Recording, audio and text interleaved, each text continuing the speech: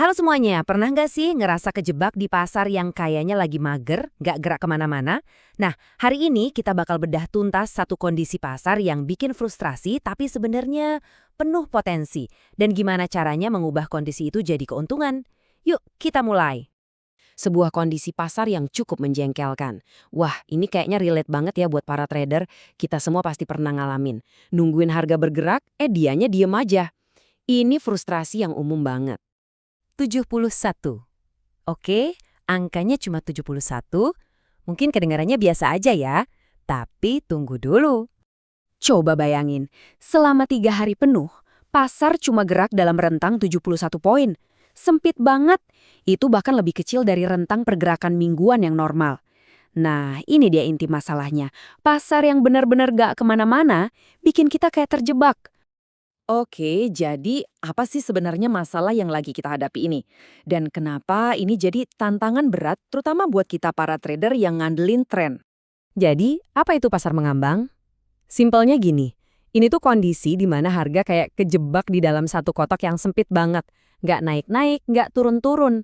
Akibatnya, strategi berbasis tren yang biasa kita pakai jadi nggak ada gunanya.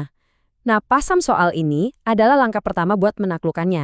Nah, karena masalah ini nyebelin banget, muncul ide. Gimana kalau kita bisa bikin semacam sistem peringatan dini? Biar kita tahu kapan pasar mau mengambang kayak gini, jadi kita nggak ikutan kejebak di dalamnya. Nah, ini dia misinya.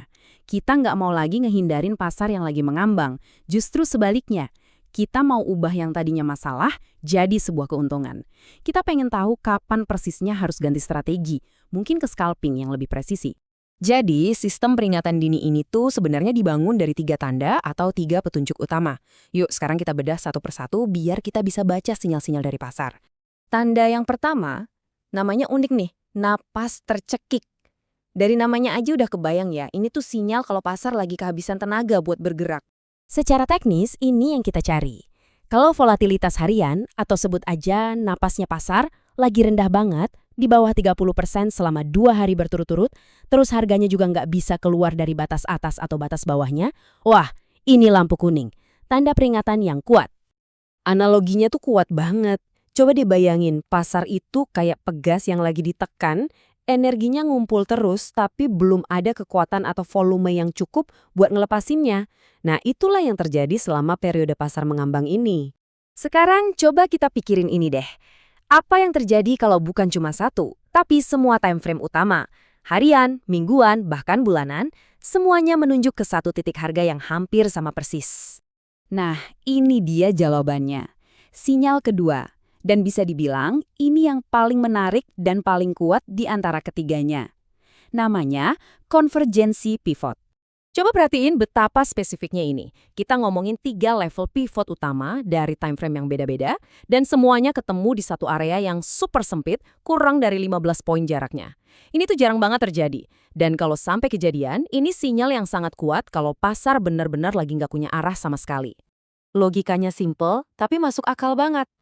Karena nggak ada yang kuat narik harga ke atas atau ke bawah, pasar jadinya cuma mantul-mantul aja di antara support dan resistance di sekitar titik pivot ini.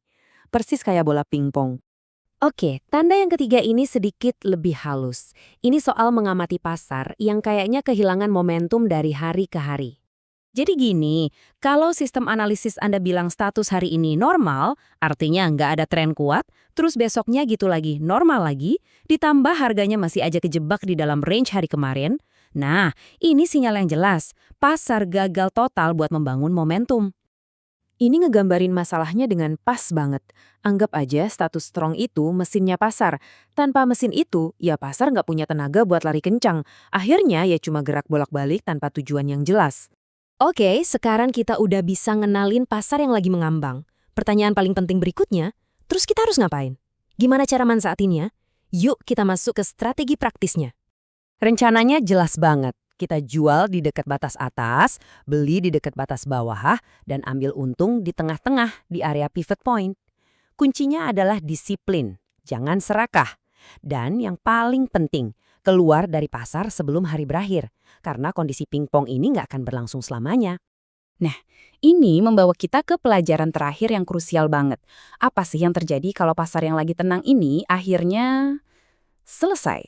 Periode tenang yang panjang ini, di mana energi terus-terusan numpuk, seringkali jadi pertanda bakal ada pergerakan yang sangat kuat.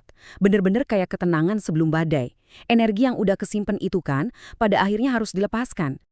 Jadi, poin krusial yang harus diingat adalah ini. Makin lama pasar mengambang, makin besar kemungkinan ledakan harga yang bakal terjadi. Ini kayak pedang bermata dua. Di satu sisi, ini peluang besar, tapi di sisi lain, kita juga harus waspada sama potensi jebakan sebelum pergerakan yang sesungguhnya dimulai.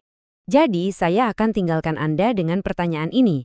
Dengan bekal pengetahuan 3 tanda ini dan strategi pingpong, cara Anda melihat pasar yang tenang mungkin akan berubah selamanya. Apakah itu jebakan yang harus dihindari? Atau justru sebuah peluang terukur yang sedang menunggu untuk dimanfaatkan? Pilihannya ada di tangan Anda.